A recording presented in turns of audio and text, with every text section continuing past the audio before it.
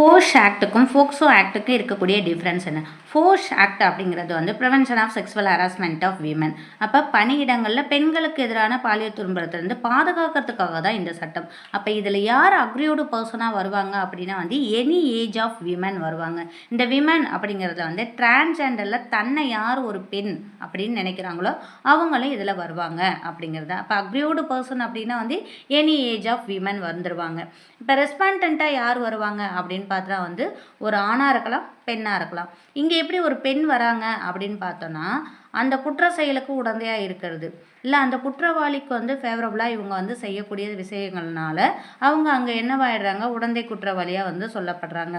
இல்லை இந்த குற்ற செயலை வந்து மறைக்கணும், அதை தடுக்கணும், அவங்க கொடுக்கக்கூடிய கம்ப்ளைண்ட் வந்து தடுக்கக்கூடிய நபராக வராங்க அப்படின்னா அங்கே வந்து ஒரு பெண் வந்து ரெஸ்பாண்டண்ட்டாக வந்துடுறாங்க. அப்போ ஆணாக இருக்கலாம், பெண்ணாக இருக்கலாம். இது வந்து போக்சோ ஆக்டில்.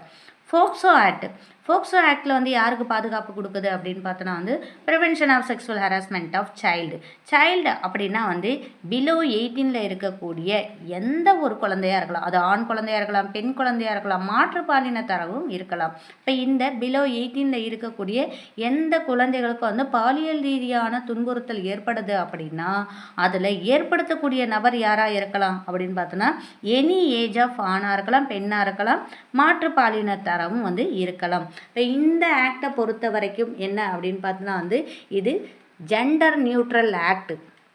இங்கே ஸ்பெசிஃபிக்காக இந்த ஜெண்டர் தான் அப்படின்னு சொல்லவே இல்லை. இங்கே பாதிப்படையக்கூடிய நபரும் வந்து ஆணாக இருக்கலாம், பெண்ணாக இருக்கலாம், மாற்று பாலினத்தராக இருக்கலாம். அதே மாதிரி வந்து பாதிப்பை உண்டு பண்ணக்கூடியவங்களும் ஆணாக இருக்கலாம், பெண்ணாக இருக்கலாம், மாற்று பாலினத்தார் கூட வந்து இருக்கலாம். நமக்கு வந்து இந்தியன் பீனல் கோட்லேயே சொல்லியிருப்பாங்க. என்ன சொல்லியிருப்பாங்க அப்படின்னா எங்கெல்லாம் ஹீ வருதோ அங்கே வந்து சி அப்படிங்கிறதும் வந்து உள்ளடக்கப்பட்டிருக்கும். அப்போ ஆண் எங்கெல்லாம் குறிக்கப்பட்டிருக்கோ அங்கே பெண் அப்படிங்கிறதும் சொல்லப்பட்டிருக்கும். இப்போ நமக்கு பிஎன்எஸ்லையும் சொல்லியிருப்பாங்க.